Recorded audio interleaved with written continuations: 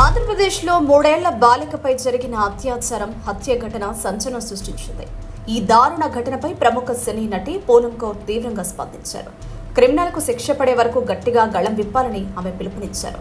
Main media ఈ విషయాన్ని cover చేయకపోవడంపై రాజకీయ నాయకుల తీరుపై ఆమె తీవ్ర అసంతృప్తి వ్యక్తం చేశారు.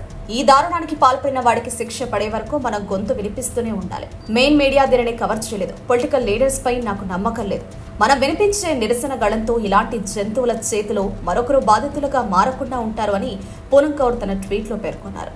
బాధితురాలికి న్యాయం చేయాలని ఆమె డిమాండ్ చేశారు. రాజకీయ ప్రయోజనం ఉందనుకుంటేనే మీడియా ఇలాంటి వార్తలకు ప్రాధాన్యం ఇస్తుందని ఆమె చేసిన వ్యాఖ్యలు ప్రస్తుతం చర్చనీయాంశంగా మారాయి. పూనం కౌర్ ట్వీట్ పై నెటిజన్లు పెద్ద ఎత్తున స్పందిస్తున్నారు. ఈ హృదయ విదారక ఘటనపై ధైర్యంగా నిలబడినందుకు ఆమెకు కృతజ్ఞతలు తెలుపుతున్నారు. ఆమెలాగే మరింత మంది సెలబ్రిటీలు తమ గళం వినిపించాలని, అప్పుడే మన పిల్లలు సురక్షితంగా ఉంటారని ఆకాంక్షిస్తున్నారు.